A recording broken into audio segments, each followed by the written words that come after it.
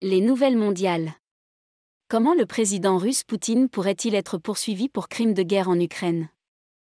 Le président américain Joe Biden a demandé lundi que le président russe Vladimir Poutine soit poursuivi pour crimes de guerre à la suite de la découverte à Bucha, en Ukraine, de fosses communes et de corps de civils abattus à bout portant, mais plusieurs obstacles s'y opposent. Cibler des civils est-il un crime de guerre? Oui. La Cour pénale internationale de l'Haye définit les crimes de guerre comme des infractions graves aux conventions de Genève de l'après-guerre, qui définissent les lois humanitaires à respecter en temps de guerre. Selon les experts juridiques, attaquer des cibles militaires légitimes lorsque les pertes civiles seraient excessives constitue également une violation des conventions. Le maire adjoint de Bucha a déclaré dimanche que 50 habitants avaient été victimes d'exécutions extrajudiciaires perpétrées par les troupes russes. L'exécution de civils, telle qu'elle est alléguée à Bucha, est un crime de guerre par excellence, a déclaré Jonathan Hafetz, spécialiste du droit pénal international et de la sécurité nationale à la Seton Hall University School of Law. Le ministère russe de la Défense nie avoir ciblé des civils dans ce qu'il appelle une opération militaire spéciale en Ukraine et affirme que les images et les photographies montrant des corps à Bucha sont une nouvelle provocation du gouvernement ukrainien. Comment les enquêteurs vont-ils recueillir des preuves? Les enquêteurs se rendront sur des sites tels que Bucha et interrogeront des témoins afin de constituer un dossier, selon les experts. James Goldstone à New York, directeur exécutif de l'organisation de défense des droits de l'homme Open Society Justice Initiative, a déclaré que les images et les reportages de Bucha permettront aux enquêteurs en Ukraine d'assurer un suivi rapide des survivants de certaines des atrocités présumées. Les forces ukrainiennes ont capturé des soldats russes, ce qui constitue un autre moyen d'obtenir des preuves. Certains experts ont toutefois déclaré que les procureurs pourraient avoir du mal à obtenir des preuves dans une zone de guerre active, pour des raisons de sécurité et parce que les témoins pourraient être intimidés ou réticents à parler. Pour la plupart des accusations de crimes de guerre, les enquêteurs doivent prouver l'intention, et la culpabilité de l'accusé doit être prouvée au-delà de tout doute raisonnable, selon les experts. Alex Whiting, professeur invité à la faculté de droit de Harvard, a déclaré que les dernières images rendront l'affaire plus facile à poursuivre.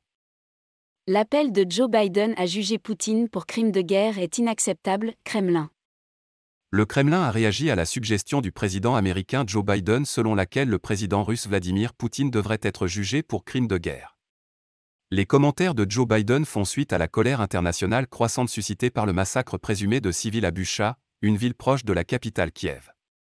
Mardi, le Kremlin a déclaré que ces remarques étaient inacceptables et indignes d'un président américain. S'adressant aux journalistes lors d'une conférence téléphonique, le porte-parole du Kremlin, Dmitry Peskov, a également déclaré que les États-Unis étaient susceptibles d'imposer de nouvelles sanctions à la Russie. Le Danemark et la Suède ont expulsé des diplomates russes.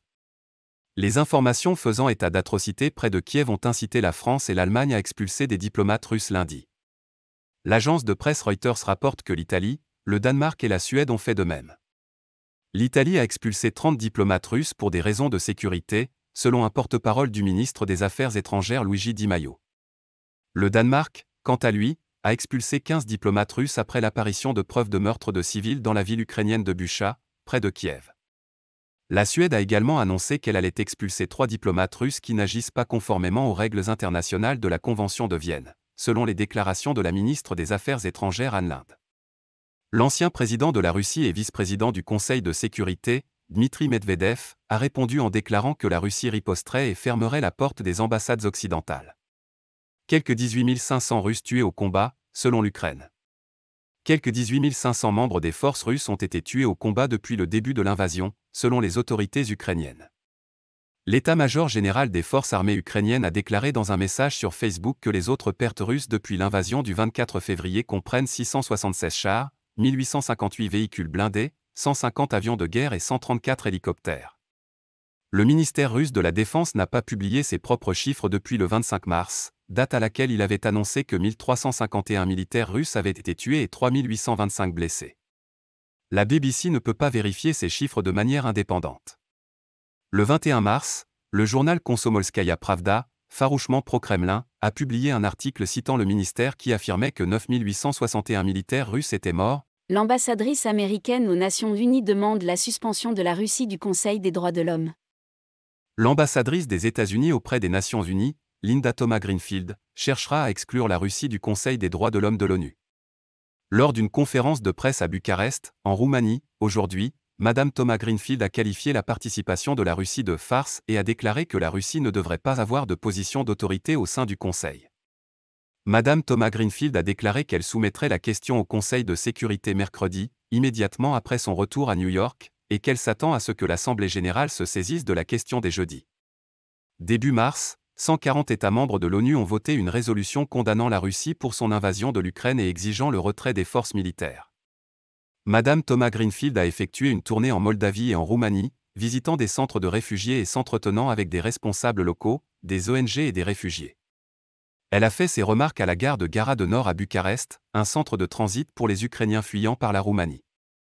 Selon l'ONU, plus de 4 millions de réfugiés ont quitté l'Ukraine depuis l'invasion russe, et 643 058 étaient entrés en Roumanie à la date de dimanche. Dans une interview accordée peu après son discours, Madame Thomas Greenfield a déclaré à Michel Martin de NPR que la Russie devrait être tenue de respecter des normes plus strictes en tant que membre permanent du Conseil de sécurité, mais qu'elle a fait tout ce qu'elle pouvait pour, à mon avis, porter atteinte à l'ordre international et compromettre les valeurs de l'ONU, compromettre le Conseil des droits de l'homme. Elle a promis de leur demander des comptes, notamment en les suspendant du Conseil. C'est plus que symbolique, et cela a de la force parce que cela poursuit ce que nous avons commencé, c'est-à-dire isoler la Russie et l'appeler pour ce qu'elle fait, a-t-elle déclaré. Ils ont un discours selon lequel ce qu'ils font est normal. Ce n'est pas normal. Ce n'est pas acceptable, et ils entendront du monde entier que nous ne continuerons pas à permettre que leur désinformation, leur propagande, soient utilisées sur une plateforme de l'ONU. L'Allemagne et la France vont expulser des dizaines de diplomates russes. La ministre allemande des Affaires étrangères déclare que cette mesure est une réponse à la brutalité incroyable dont fait preuve la Russie en Ukraine. Le gouvernement allemand déclare 40 diplomates russes, personnes indésirables, a déclaré la ministre des Affaires étrangères Annalena Baerbock, un acte qui équivaut à une expulsion du pays. L'annonce faite lundi fait suite à des mesures similaires prises par les partenaires européens ces derniers jours en réaction à la guerre menée par la Russie en Ukraine. Peu après l'annonce allemande, la France a déclaré qu'elle expulserait 35 diplomates russes dans le cadre d'une action européenne commune. Plus tôt dans la journée de lundi, la Lituanie a renvoyé son ambassadeur russe.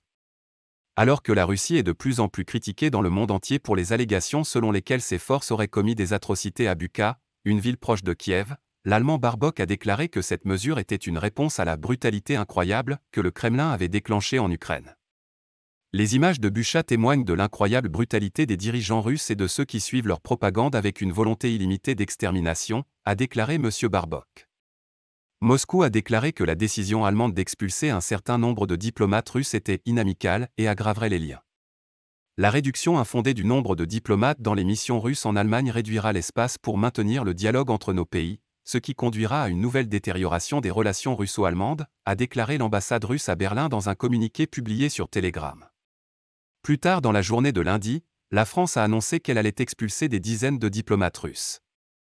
La France a décidé ce soir d'expulser un certain nombre de personnels russes à statut diplomatique en poste en France dont les activités sont contraires à nos intérêts de sécurité, a déclaré le ministère français des Affaires étrangères dans un communiqué.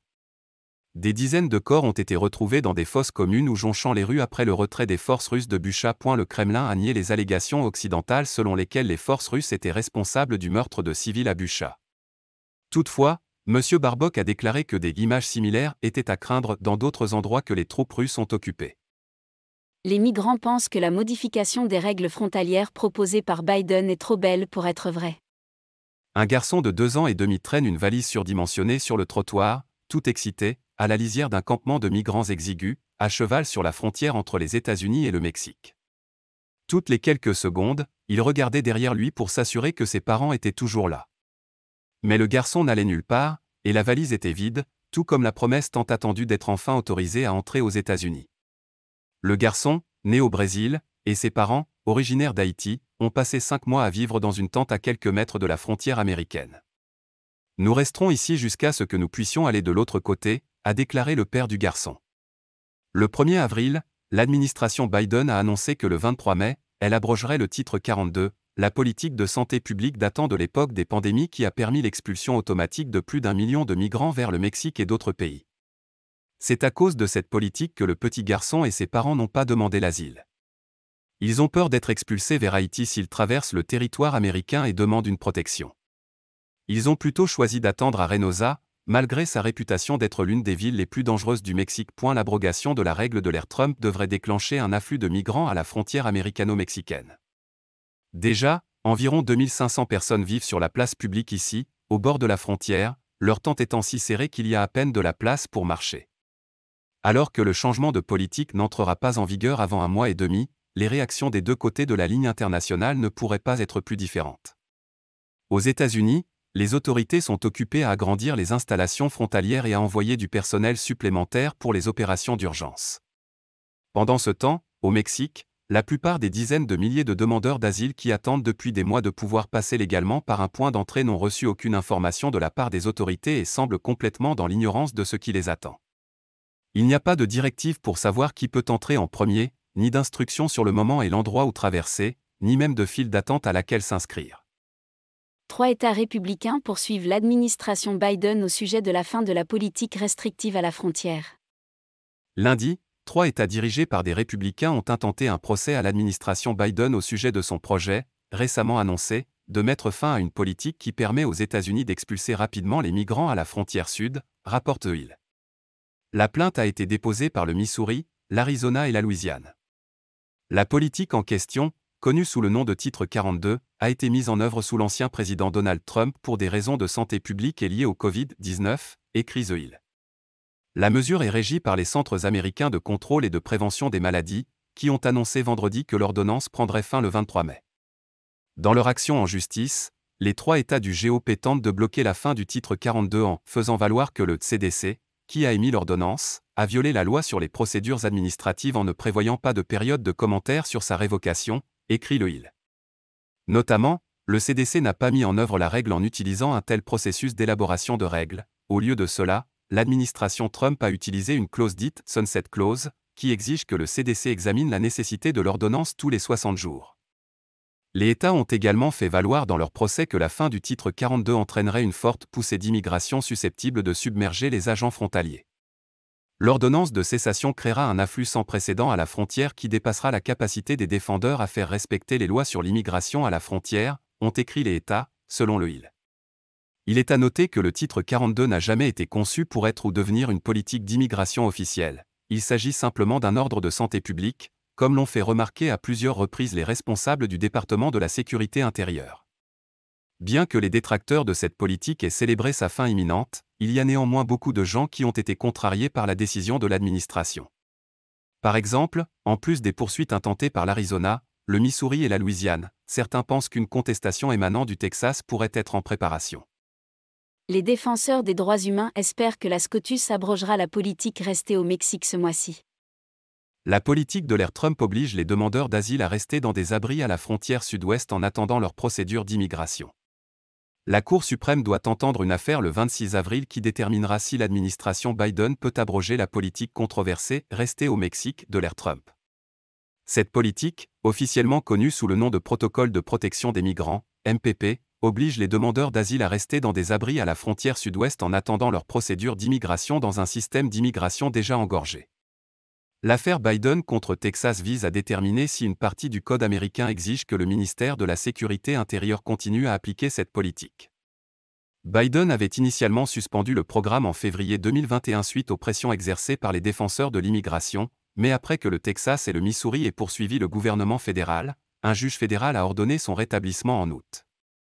Maintenant, la Cour suprême décidera si la Cour d'appel des États-Unis pour le 5e circuit a commis une erreur en concluant que la décision du secrétaire à la sécurité intérieure Alejandro Mayorkas de mettre fin au PPM n'avait aucun effet juridique.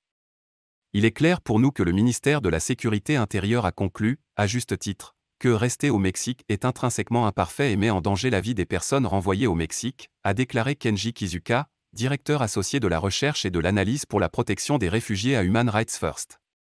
Nous espérons que la Cour suprême fera ce qu'il faut et permettra au département de la sécurité intérieure de mettre fin à cette politique. La décision de justice rétablissant la politique est entrée en vigueur en décembre 2021 et s'est accompagnée d'une extension pour inclure tous les demandeurs d'asile de l'hémisphère occidental, à savoir les Haïtiens. La vie à la frontière s'est avérée dangereuse. Selon un rapport conjoint avec Human Rights First, entre février 2019 et février 2021, au moins 1544 cas de meurtre, de viol, de torture, d'enlèvements et d'autres agressions violentes contre des demandeurs d'asile et des migrants contraints de retourner au Mexique dans le cadre de ce programme ont été signalées publiquement. Ces agressions comprennent 341 cas d'enfants qui ont été kidnappés ou presque kidnappés dans un système de tribunaux de l'immigration déjà engorgé, les laissant dans les situations extrêmement dangereuses auxquelles ils tentaient d'échapper.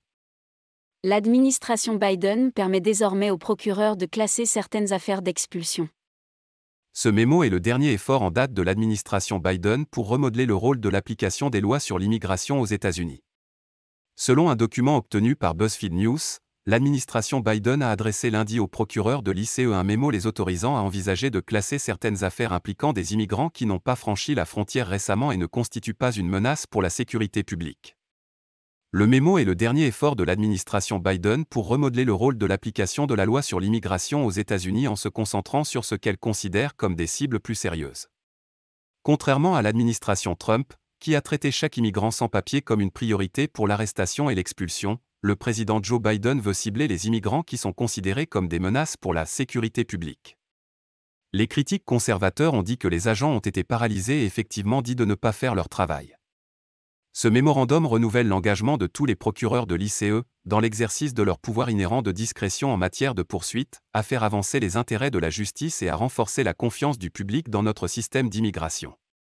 Conformément aux directives émises par le secrétaire Mayorkas, l'ICE concentre ses priorités en matière d'immigration civile sur l'arrestation et l'expulsion des non-ressortissants qui constituent une menace pour la sécurité nationale, la sécurité publique et la sécurité des frontières, dans le respect de toutes les exigences légales et des décisions de justice applicables, a déclaré un porte-parole de l'ICE.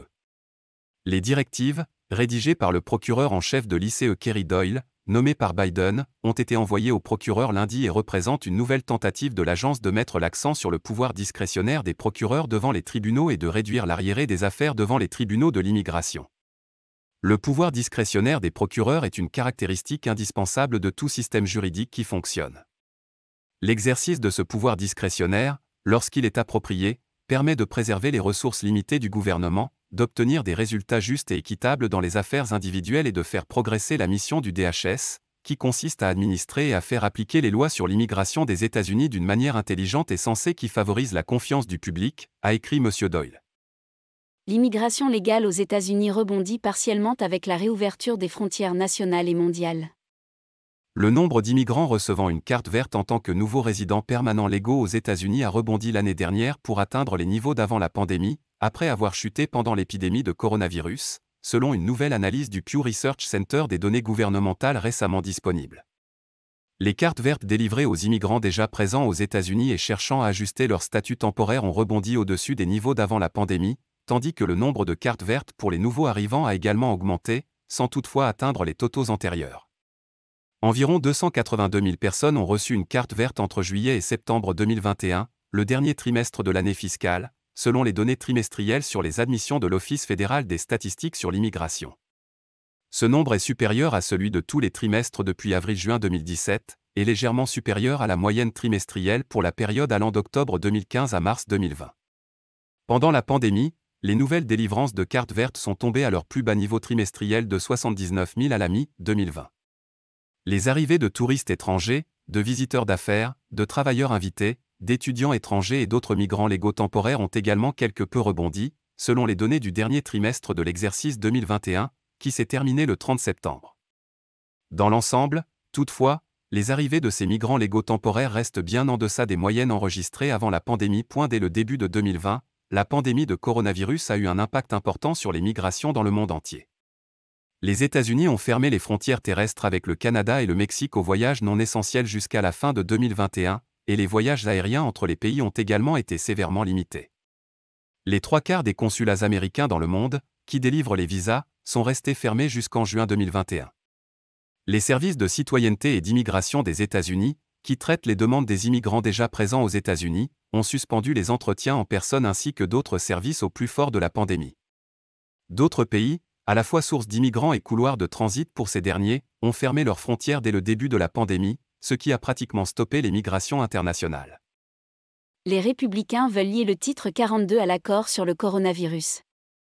Les républicains veulent tenter de lier une politique d'immigration de l'ère Trump à un accord sur le coronavirus que les sénateurs espèrent adopter d'ici la fin de la semaine. Les sénateurs du GOP font pression pour un vote visant la décision de l'administration Biden de mettre fin au titre 42, qui permettait aux migrants à la frontière d'être expulsés sommairement du pays au lieu d'être traités selon les règles d'immigration normales et autorisés à exercer leur droit de demander l'asile, dans le cadre d'un débat sur un accord d'aide de 10 milliards de dollars pour le coronavirus annoncé plus tôt lundi. Afin d'adopter l'accord d'aide de 10 milliards de dollars sur le coronavirus avant que la Chambre ne quitte pour une pause de 2 semaines, les dirigeants du Sénat vont avoir besoin de la coopération des 100 sénateurs. Cela pourrait permettre aux républicains de faire pression pour un vote d'amendement. Il semble qu'il y ait une sorte de masse critique derrière cette idée.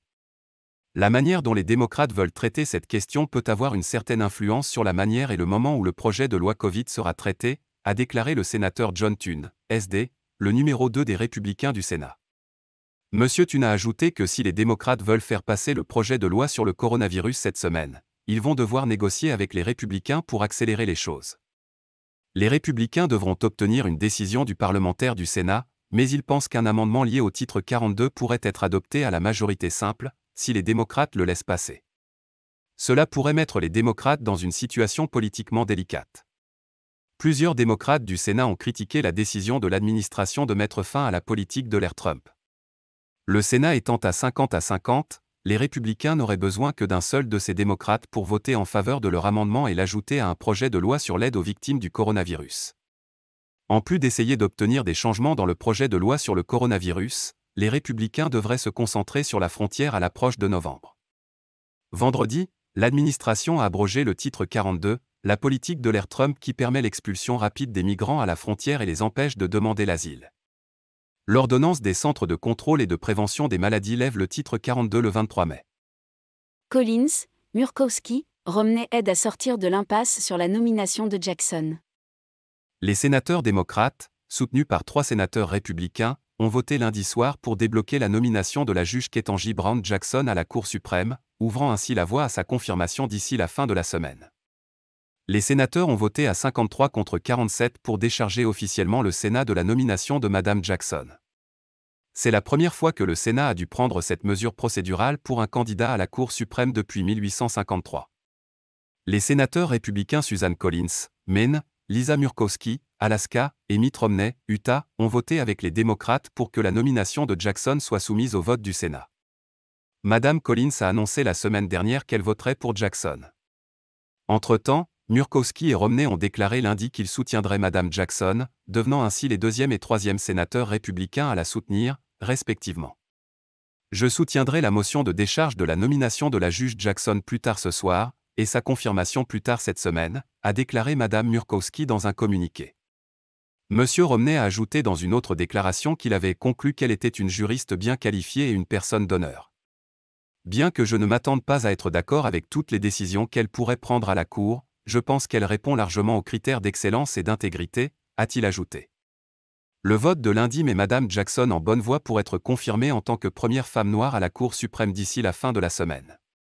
Malgré l'obstruction des républicains, la juge Jackson dispose de suffisamment de voix pour être confirmée par la Cour suprême sur une base bipartisane.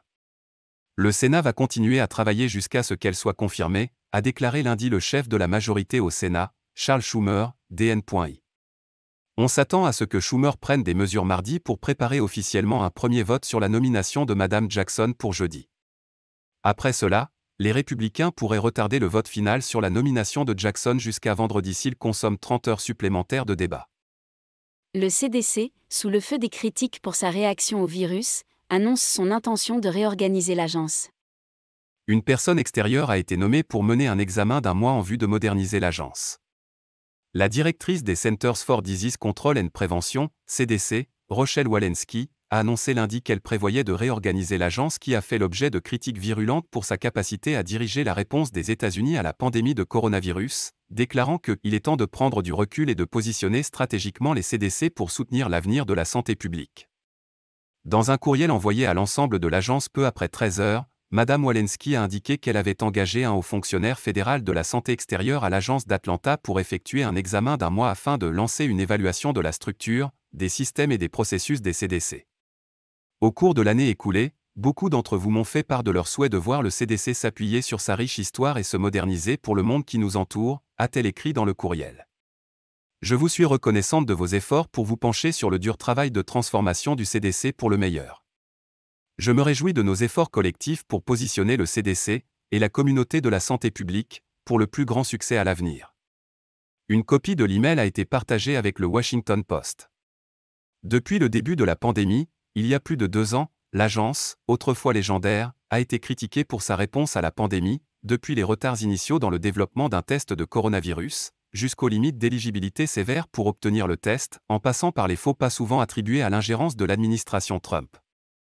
Mais même sous l'administration Biden, les conseils de l'agence sur le masquage, l'isolement et la quarantaine, et les doses de rappel ont été à plusieurs reprises critiquées pour leur manque de clarté.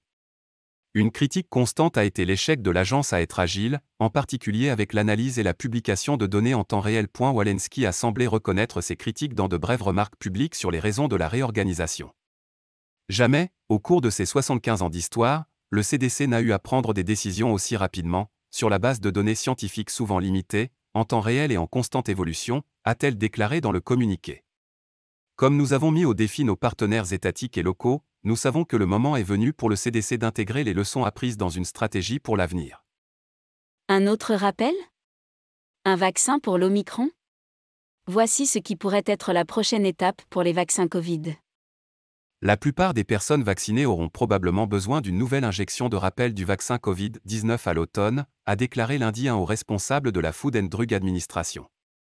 C'est à ce moment-là que nous aurons probablement une bonne dose de baisse de l'immunité, combinée à une évolution probable du virus, ainsi qu'au retour des gens à l'intérieur, où le coronavirus se propage plus facilement, a déclaré le Dr Peter Marks, directeur du Center for Biologic Evaluation and Research de la FDA, lors d'une interview accordée à NPR. Selon le Dr Marks, les États-Unis doivent commencer à planifier dès maintenant si tout le monde a besoin d'une autre injection et, si oui, quel type d'injection exactement. Nous pourrions essentiellement attendre qu'une autre vague se produise et essayer de fabriquer un autre vaccin pour y faire face, mais je pense que nous savons que cela ne fonctionne pas, car nous ne pouvons pas fabriquer et déployer les vaccins assez rapidement, déclare Marks. La FDA a convoqué une réunion spéciale des conseillers externes indépendants de l'agence mercredi pour une réunion d'une journée afin de commencer à planifier la prochaine série de rappels. Cette réunion a lieu environ une semaine après que l'agence a autorisé une 4e injection, un 2e rappel, pour toute personne âgée de 50 ans ou plus afin de renforcer l'immunité en prévision d'une nouvelle vague possible avant l'automne. Une sous-variante Omicron plus contagieuse connue sous le nom de BA.2, qui a alimenté des poussées dans d'autres pays, est maintenant dominante aux États-Unis, ce qui fait craindre une nouvelle poussée. Selon M. Marks, la partie la plus délicate pour déterminer ce qu'il faut faire à l'automne est de déterminer quelle version du coronavirus sera dominante à ce moment-là. Il pourrait s'agir de la variante Omicron, mais aussi d'une variante entièrement nouvelle. Cela soulève des doutes quant à l'opportunité d'administrer aux gens une 5e injection du vaccin actuel, dit-il. Il y a un certain rendement décroissant à administrer le même vaccin encore et encore, dit M. Marks. Ce virus a suffisamment évolué pour qu'il soit logique de vouloir couvrir une partie de la diversité génétique qui a été introduite dans le mélange. Des députés sri-lankais quittent la coalition dirigée par Gotabaya Rajapaksa. Plus de 40 députés ont quitté la coalition gouvernementale du président sri-lankais Gotabaya Rajapaksa. Les députés des partis alignés sur la coalition dirigée par M. Rajapaksa, le Sri Lanka Podujana Peramuna, SLPP, ont déclaré qu'il allait désormais se représenter de manière indépendante. Cette décision intervient alors que le pays d'Asie du Sud est aux prises avec des coupures de courant et des pénuries en raison d'une crise économique et d'une crise d'échange. Cette situation a entraîné des manifestations de masse exigeant la démission de M. Rajapaksa. Les implications de l'action des députés ne sont pas claires à ce stade. Ils ont pris leur distance avec le gouvernement, mais n'ont pas apporté leur soutien à l'opposition. Elle pourrait toutefois remettre en question l'autorité du Premier ministre sur le Parlement. Le cabinet de M. Rajapaksa a déjà démissionné, mais le président et son frère, le Premier ministre Mahinda Rajapaksa, ont jusqu'à présent refusé de se retirer. Au lieu de cela, le président a appelé les partis d'opposition à l'aider à former un gouvernement national et à accepter des portefeuilles ministériels. Ils ont tout refusé et ont réitéré leur demande de démission. Ce que le peuple veut, c'est que le président et l'ensemble du gouvernement démissionnent, a déclaré Sajid Premadasa, chef du Samaji Jana Balawegaya, la principale alliance d'opposition du Sri Lanka. Les Sri Lankais en colère veulent que le président parte. Mardi, un ministre des Finances fraîchement nommé a également annoncé qu'il quittait ses fonctions, moins de 24 heures après avoir accepté le poste. Ali Sabri, un proche allié du président Rajapaksa, a déclaré qu'il céderait son siège au Parlement à une personne extérieure à la politique qui pourrait être apte à gérer la situation. Pendant ce temps, les manifestations antigouvernementales se sont poursuivies mardi dans les principales villes du pays. Les gens ne peuvent pas se payer leur riz quotidien, leurs dalles, leurs produits de première nécessité. Les gens ne peuvent pas monter dans les bus pour venir travailler, pour aller à l'école, a déclaré un manifestant à la BBC. Comment la situation peut-elle être pire? Il n'y a pas d'essence, il n'y a pas de diesel, les enfants ne peuvent pas passer leurs examens parce qu'il n'y a pas de papier, a déclaré un autre manifestant. L'Afrique de l'Ouest est confrontée à une crise alimentaire historique due au conflit et à la flambée des prix. L'Afrique de l'Ouest est confrontée à la pire crise alimentaire de son histoire en raison des conflits, de la sécheresse et de l'impact de la guerre en Ukraine sur les prix et la disponibilité des denrées alimentaires, ont déclaré mardi les organisations humanitaires. Environ 27 millions de personnes souffrent de la faim dans la région et ce nombre pourrait atteindre 38 millions d'ici juin, soit une augmentation de 40% par rapport à l'année dernière et un record historique, ont déclaré 11 organisations d'aide internationale dans un communiqué commun.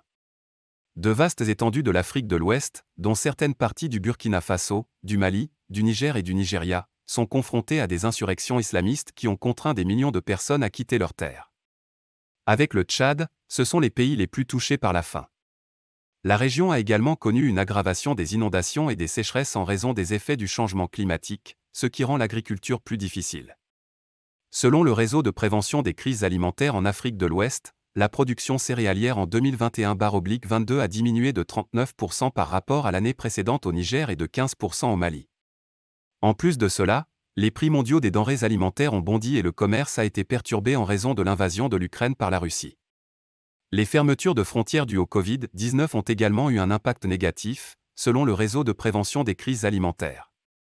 Ce qui est nouveau et qui s'aggrave, c'est principalement toutes les personnes déplacées et les terres abandonnées en raison du conflit, mais nous assistons également à l'apparition de nouveaux moteurs, a déclaré Assalama Dawalak Sidi, directeur régional d'Oxfam pour l'Afrique occidentale et centrale. 6 pays d'Afrique occidentale importent 30 à 50% de leur blé de Russie et d'Ukraine, selon l'Organisation des Nations Unies pour l'alimentation et l'agriculture, FAO. La guerre en Ukraine risque également de détourner de la région des financements dont elle a tant besoin, a averti M. Sidi. De nombreux donateurs ont déjà indiqué qu'ils pourraient réduire les financements destinés à l'Afrique pour payer les réfugiés en Europe, a-t-elle déclaré. Barack Obama revient à la Maison-Blanche. L'ancien président Barack Obama revient à la Maison-Blanche mardi pour la première fois depuis qu'il a quitté ses fonctions, et il va parler de l'un de ses sujets favoris, la loi sur les soins abordables. La Maison-Blanche n'a pas donné de détails sur ce qui se passera exactement, ni sur la date, décrivant l'événement comme un simple effort pour célébrer la loi sur les soins de santé de 2010 que M. Obama a signé et que Joe Biden, qui était alors vice-président, a qualifié de façon mémorable de « big fucking deal ». Mais en plus de vanter les réalisations de la loi et sa survie face aux efforts répétés des républicains pour l'abroger, M. Obama va probablement promouvoir une paire d'efforts démocrates pour la renforcer. L'un de ces efforts démocrates est d'ordre législatif. M. Biden et les dirigeants démocrates souhaitent prolonger le renforcement temporaire de l'aide financière accordée aux personnes qui achètent une assurance privée sur les marchés en ligne de la loi, notamment healthcare.gov. Ce coup de pouce faisait partie de l'effort d'aide du gouvernement Covid-19 et expire à la fin de cette année. Le projet de loi Build Back Better que Biden et les démocrates ont essayé de faire passer l'année dernière, mais n'ont pas réussi à le faire, comprenait une proposition visant à prolonger le programme de quelques années, ce qui aurait pu éviter à plus de 14 millions de personnes des hausses de primes importantes. M. Biden et les dirigeants du parti travaillent actuellement sur un projet de loi plus étroit qui, espère-t-il, obtiendra son soutien. Ils souhaitent qu'une version de la proposition de l'ACA soit incluse dans ce paquet. L'autre initiative démocrate est d'ordre réglementaire. M. Biden a promis d'utiliser son autorité exécutive pour réécrire certaines des règles de la loi sur les soins abordables, dont une qui a empêché un groupe de familles à faible revenu d'obtenir des subventions pour une assurance privée. Dans les cercles politiques, cette situation est connue sous le nom de « problème familial », car elle touche les conjoints et les personnes à charge des travailleurs à bas salaire qui doivent faire face à des primes d'assurance élevées, environ 5,1 millions d'entre eux, selon une estimation de la Henry J. Kaiser Family Foundation en 2021. Trump demande aux juges de se récuser de la poursuite pour racket contre Hillary Clinton. Les avocats de Trump affirment que le juriste nommé par Bill Clinton ne devrait pas s'occuper de l'affaire concernant les allégations relatives à l'élection de 2016 en Russie. Les avocats de l'ancien président Donald Trump demandent à un juge fédéral nommé par le président Bill Clinton de se récuser d'un procès que Trump a déposé le mois dernier, affirmant qu'Hillary Clinton et ses alliés politiques se sont engagés dans une conspiration de racket pour accuser faussement Trump de collusion avec la Russie pour obtenir un soutien lors de l'élection présidentielle américaine de 2016. Les dossiers judiciaires montrent que le juge Donald Middlebrook a été affecté à la poursuite le 24 mars, le jour même où les avocats de Trump ont déposé l'affaire dans le district sud de la Floride, où Trump réside actuellement. Les avocats de Trump, Alina Habba et Peter Ticktin, soutiennent que Middlebrook pourrait être considéré comme partial parce que Bill Clinton l'a choisi pour siéger à la Cour fédérale en 1997. Il ne fait aucun doute que l'impartialité du juge Middlebrook serait mise en doute par un observateur désintéressé, pleinement informé des faits, en raison de la relation du juge avec le défendeur, soit individuellement, soit par la nature même de sa nomination à la Cour fédérale, par le mari du défendeur, ont écrit Habba et Ticktin dans une motion déposée lundi. La question la plus importante n'est pas simplement que la justice doit être rendue, mais aussi que la justice doit sembler être rendue. Cela ne pourrait pas être plus important dans une affaire comme la cause susmentionnée, où des torts liés à une élection présidentielle doivent être réparés. Les requêtes en récusation fondées sur l'identité ou le parti du président qui a nommé un juge sont rarement acceptées. Dans un système largement bipartite, il est pratiquement certain que les juges fédéraux ont été nommés par les rivaux politiques d'un président ou ses alliés politiques. La motion déposée lundi n'indique pas si M. Trump demanderait la récusation d'un juge nommé par lui dans l'affaire. Cependant, des récusations ont parfois lieu lorsqu'un juge a travaillé sur une campagne politique ou a un lien plus personnel avec un candidat. La requête semble essayer de faire ressortir de telles informations. Alors que les enquêtes sur Trump s'intensifient, des signes de désespoir apparaissent. Mars n'a pas été un bon mois pour Donald Trump. Rien que la semaine dernière, il a reçu 4 mauvaises nouvelles importantes. Le 27 mars, le New York Times a rapporté que les enquêteurs se concentraient sur le rôle de son tweet du 19 décembre 2020, « Ça va être sauvage », invitant ses partisans au Capitole le 6 janvier. L'accent est mis sur le tweet comme un appel à l'action à des groupes extrémistes. Le 28 mars, un tribunal fédéral déclare dans un avis qu'il est plus probable que non que Trump ait commis des crimes à la fin de son mandat en essayant d'annuler l'élection. Le 29 mars, Bob Woodward et Robert Costa ont fait état d'un trou de 7 heures dans le journal téléphonique de Trump à la Maison-Blanche, un trou qui couvrait la totalité du siège du 6 janvier. Le 30 mars, des rapports ont révélé que le ministère de la Justice élargissait son enquête sur le rôle des membres de l'entourage de Trump dans la planification du rassemblement du 6 janvier et sur les liens des alliés de Trump avec les faux certificats de liste électorale que les républicains de cet État avaient envoyés au Congrès pour le décompte des votes électoraux du 6 janvier. L'ancien président était tellement désespéré de changer de sujet en milieu de semaine qu'il a publiquement demandé à l'un des hommes les plus détestés du monde, Vladimir Poutine, de divulguer des informations sur Hunter Biden. À la suite de l'invasion non provoquée de l'Ukraine, les favorables de Poutine en Amérique ont chuté à 4%. Solliciter l'aide d'une personne dont les sondages de popularité sont de l'ordre de ceux de Charles Manson ne peut guère aider sa propre position politique. Autre signe de désespoir, Trump a pris une autre mesure à la fin du mois dernier, apparemment pour échapper au risque croissant d'exposer la faiblesse de son soutien. Le 20 mars, Trump a retiré son soutien au représentant Mo Brooks, RALA, pour devenir sénateur de l'Alabama. L'explication de Trump ? Il a dit que Brooks s'était réveillé. Mo Brooks ? Devenu réveillé ? Le site web de la campagne de cet homme claironne qu'il a voté 50 plus fois pour abroger ou défaire l'Obamacare, et il affiche fièrement une photo de Brooks lors du rassemblement du 6 janvier, où il a déclaré que aujourd'hui est le jour où les patriotes américains commencent à faire tomber des noms et à botter des culs, quelques instants avant le violent siège du Capitole. La gifle de Will Smith aux Oscars fait dérailler plusieurs de ses productions cinématographiques. Une semaine après son coup de gueule contre Chris Rock, Bad Boys 4 et Fast and Loose seraient au point mort. Environ 10 secondes après que Chris Rock ait plaisanté sur le fait que Jada Pinkett Smith allait jouer dans G.I. 2 aux Oscars 2022, l'énergie de la cérémonie a basculé. Will Smith est monté sur scène et a asséné une gifle à Chris Rock, provoquant une onde de choc dans la salle et une frénésie sur les réseaux sociaux. Smith a ensuite remporté le trophée du meilleur acteur pour son travail dans Le Roi Richard, mais au moment où cela s'est produit, la plupart des gens étaient dans un état de choc. Quoi ? Juste ? C'est passé ?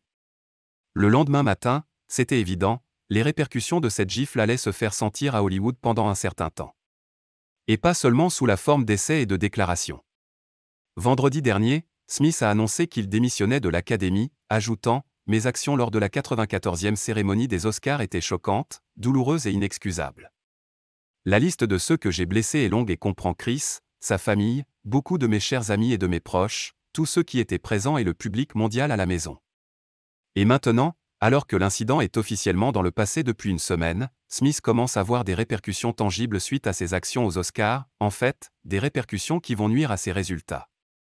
Selon The Hollywood Reporter, le prochain film de Smith sur Netflix, Fast and Loose, aurait ralenti la production. Le film, qui avait déjà perdu son réalisateur avant l'altercation de Smith, aurait été repriorisé après la cérémonie des Oscars. Il n'est pas difficile d'imaginer qu'il serait devenu plus prioritaire si la soirée s'était déroulée sans l'emportement de Smith. Smith devait jouer dans le film, qui racontait l'histoire d'un patron du crime qui perd la mémoire après une attaque. Cette nouvelle survient à la suite d'un autre déraillement des projets de Smith. Toujours selon The Hollywood Reporter, Smith a récemment reçu les 40 premières pages du scénario de Bad Boys 4, mais la production a également été ralentie pour le moment. Une avocate en droit du travail de Fort Lauderdale a renversé 4 personnes dans un Fresh Market, selon la police. Selon la police de Stuart, une avocate spécialisée dans les dommages corporels à Fort Lauderdale a été suspendue d'urgence du barreau de Floride après avoir percuté 4 personnes sur un trottoir à l'extérieur du Fresh Market au volant de sa Kia, d'après une vidéo de surveillance et des témoins.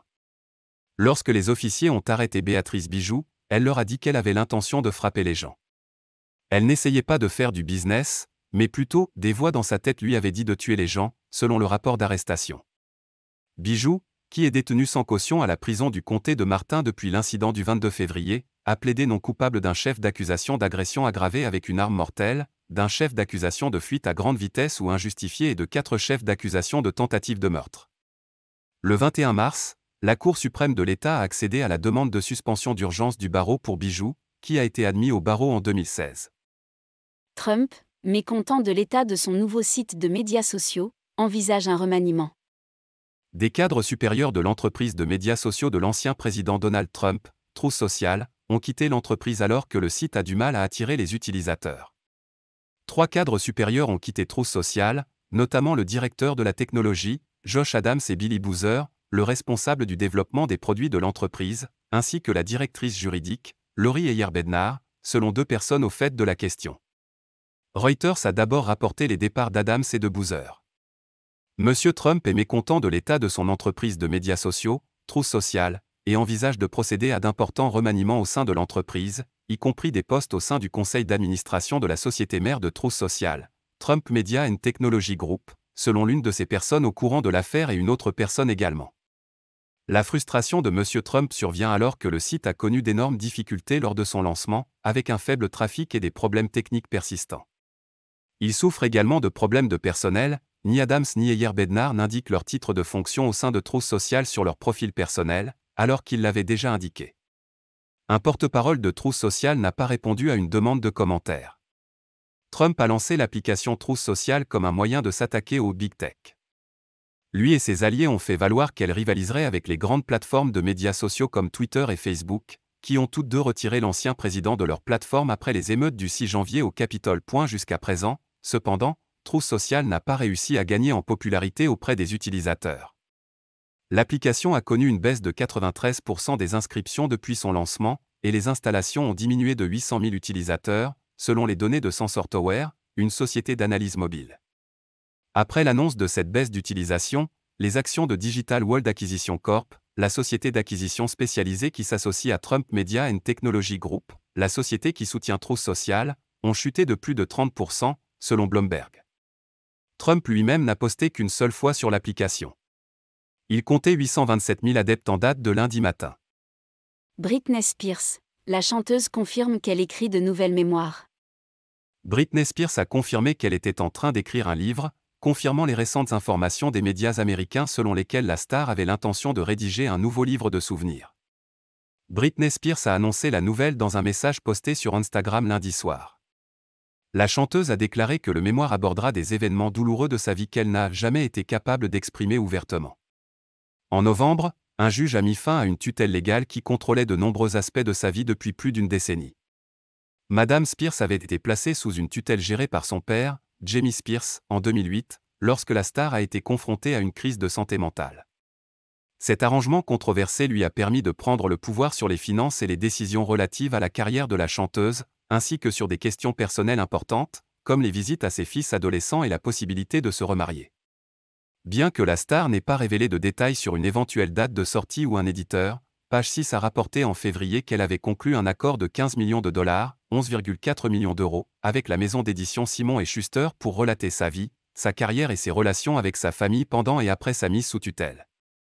Spears a écrit que le processus d'écriture du livre a été thérapeutique et curatif, bien qu'elle ait ajouté qu'il avait été difficile d'évoquer des événements passés de sa vie, et qu'elle avait adopté une approche intellectuelle pour écrire ses mémoires. La star de 40 ans a ajouté qu'elle avait adopté une approche intellectuelle pour écrire ses mémoires. Cependant, elle s'en est prise à sa mère et à sa sœur, qu'elle a accusées de se faire plaisir en écrivant leur propre livre alors que je ne pouvais même pas prendre une tasse de café ou conduire ma voiture.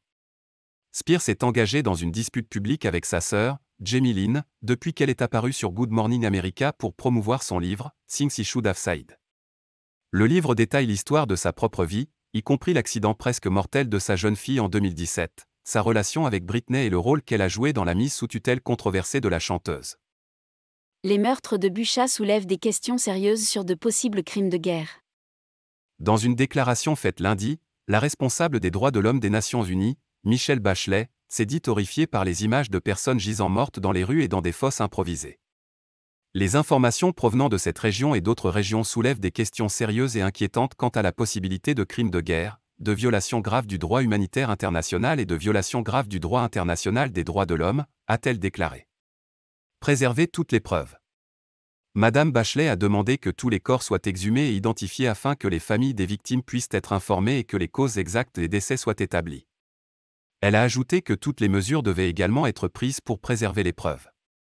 Il est essentiel que tout soit mis en œuvre pour que des enquêtes indépendantes et efficaces soient menées sur ce qui s'est passé à Bucha, afin de garantir la vérité, la justice et la responsabilité, ainsi que des réparations et des recours pour les victimes et leurs familles, a-t-elle déclaré. Les Nations Unies en Ukraine se sont également jointes à l'appel du secrétaire général en faveur d'une enquête sur ce qui s'est passé à Bucha. Les observateurs des droits de l'homme sont en route. Osna Lubrani, coordinatrice humanitaire des Nations Unies en Ukraine, a souligné les violences horribles perpétrées contre les civils dans la ville et dans deux autres zones proches de la capitale, Irpin et Hostomel, ainsi que dans d'autres régions du pays. Il est essentiel que toutes les informations faisant état de violence à l'encontre de civils fassent l'objet d'une vérification indépendante, a-t-elle déclaré, et la mission de surveillance des droits de l'homme des Nations Unies en Ukraine s'efforce de se rendre sans délai dans ces endroits. Une enquête indépendante est indispensable pour déterminer l'ampleur de ces crimes et faire en sorte que les auteurs soient tenus de rendre des comptes, a-t-elle ajouté. Un homme marche devant un cratère laissé par une explosion lors de l'escalade du conflit à Kiev, en Ukraine. Macron demande l'interdiction du pétrole et du charbon russe et Joe Biden condamne la brutalité de Poutine. Les États-Unis et la France ont appelé à une escalade significative des sanctions contre la Russie après des rapports sur les atrocités commises par ses forces en Ukraine. Emmanuel Macron a demandé l'interdiction des importations de pétrole et de charbon russe et Joe Biden a proposé un procès pour crimes de guerre. Les présidents français et américains se sont joints lundi à un concert de condamnation occidentale après que des rapports faisant état de meurtres de civils et de fosses communes ont été publiés au cours du week-end à Bucha, une ville située à environ 25 km au nord-ouest de Kiev, et dans d'autres régions qui étaient jusqu'à récemment sous occupation russe. Il y a des indications très claires de crimes de guerre, a déclaré Macron dans une interview sur la radio France Inter lundi. Ce qui s'est passé à Bucarest exige un nouveau cycle de sanctions et des mesures très claires, nous allons donc nous coordonner avec nos partenaires européens, notamment avec l'Allemagne. Il a ajouté, je pense que sur le pétrole et le charbon, nous devons être capables d'avancer. Nous devrions certainement avancer sur les sanctions. Nous ne pouvons pas accepter cela. Biden a promis de renforcer les sanctions contre la Russie et a appelé à un procès pour évaluer les éventuels crimes de guerre commis par les forces du président Vladimir Poutine en Ukraine. Ce type est brutal et ce qui se passe à Bucarest est scandaleux, a déclaré Biden. Je vais continuer à ajouter des sanctions supplémentaires.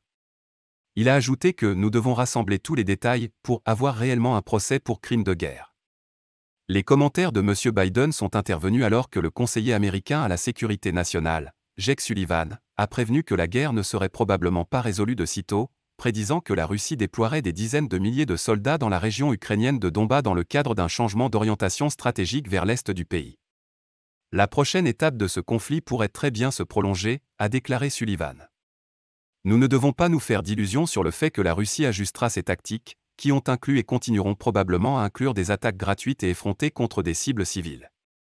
Le Trésor américain a déclaré qu'il empêcherait la Russie d'effectuer des paiements de dette en dollars par l'intermédiaire de banques américaines. Biden déclare que le massacre de Bucha est un crime de guerre et demande de nouvelles sanctions contre la Russie.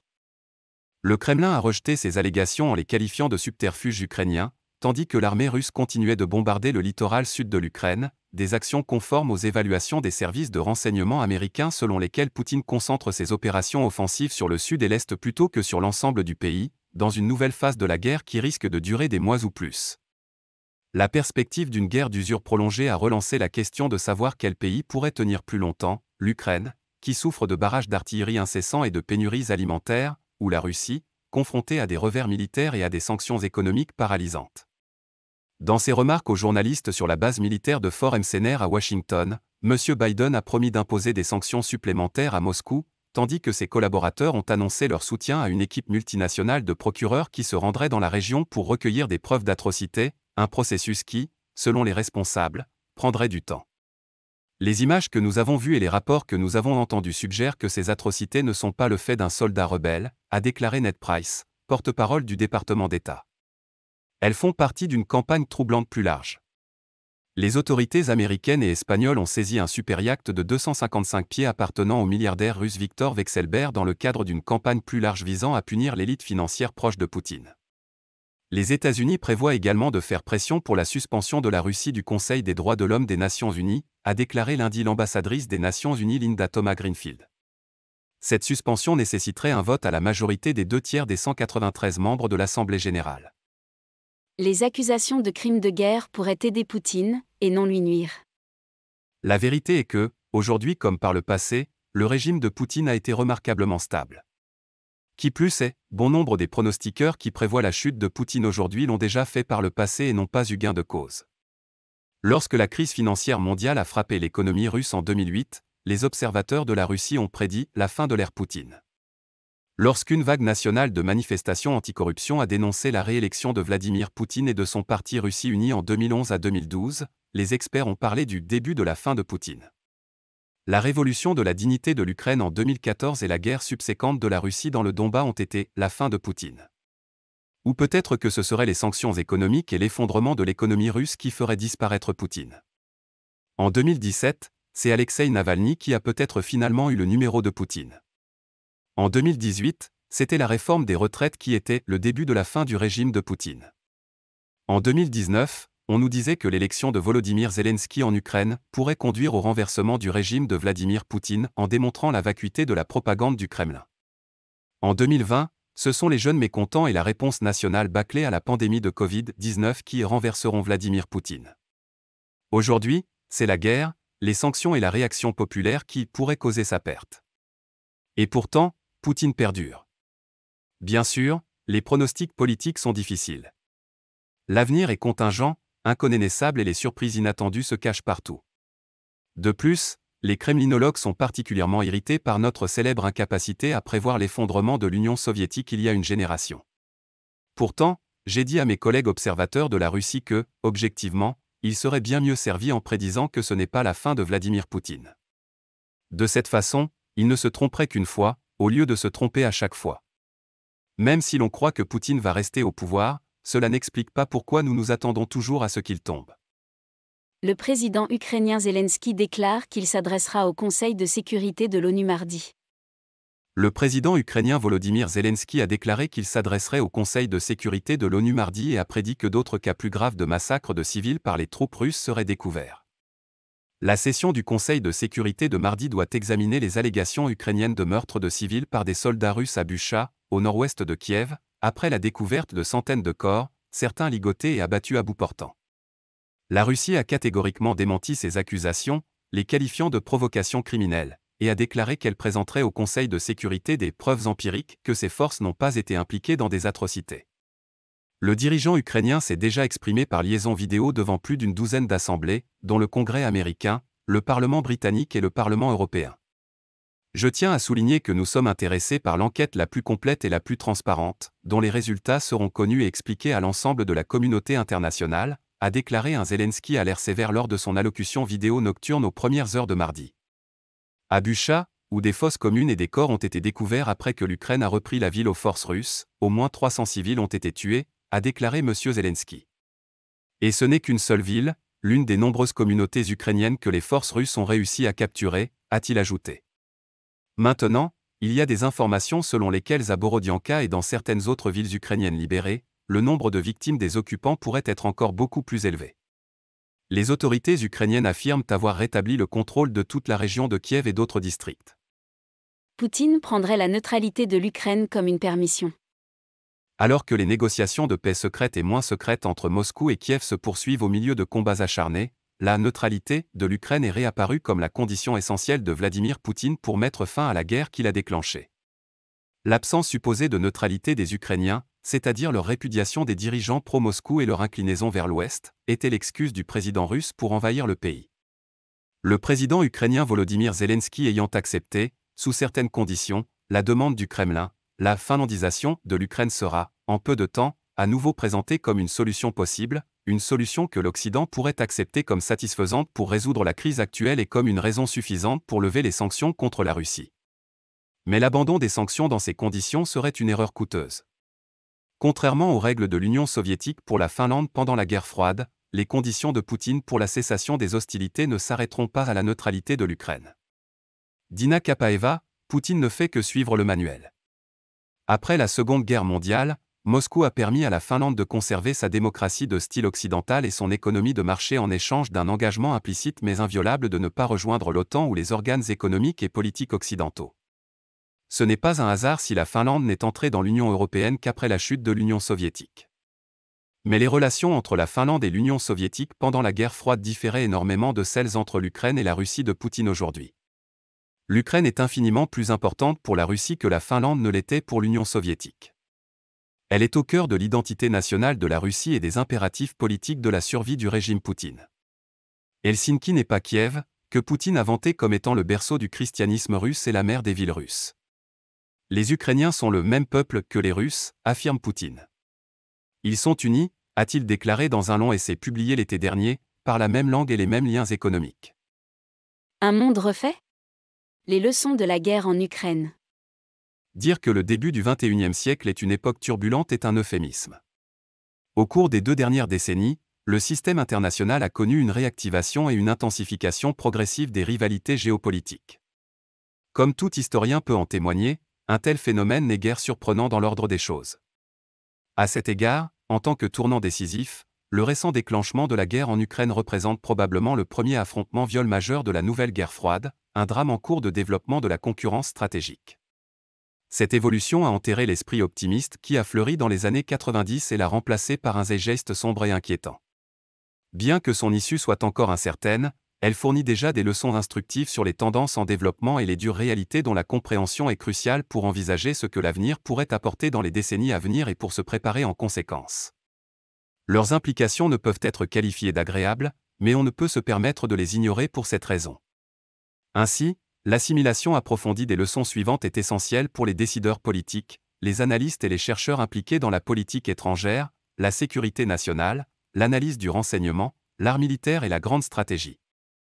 Leçon 1. La guerre ne va nulle part. La probabilité réduite d'une guerre directe entre grandes puissances, grâce à une réticence réfléchie à déclencher un Armageddon nucléaire, et l'éruption de plusieurs guerres irrégulières au cours des dernières décennies ont projeté l'illusion que les conflits interétatiques conventionnels sont obsolètes.